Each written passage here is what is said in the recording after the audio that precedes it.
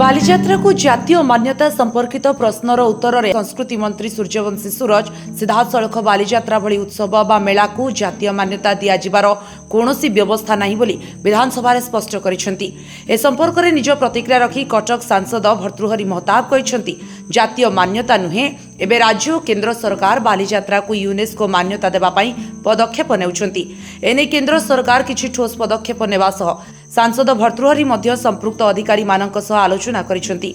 सेहिपरि चौद्वार कटक विधायक सौभिक विश्वाल मध्य कटक बालीजात्रा को यूनेस्को मान्यता देबा पई प्रयास चलिथिबा कहिसेंती। तेणु कटक बालीजात्रा को जातीय वाणिज्यिक मेलार मान्यता दाबी एबे मौली जाइछि।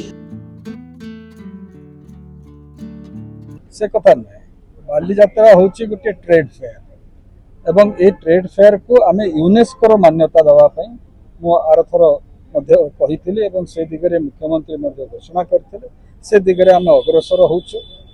आसंता बालीजात्रा जायटी को अपेक्षा करिया आमे मध्य से कथाटी तांको पाखरु जानिबा पई पाइछु। विगत दिन मानकरे यूनेस्को रो मान्यता कोभଳି भाबरे दिया जिवो आम ऐतिहासिक बालीजात्रा को से दिगरे मु भाबुची बोधे आर वर्ष सुधा आसंता बालीजात्रा सुधा ए प्रश्नटी मु भाबुची ए प्रश्न को गोटे क्लारिटी मिल जाइथिबो।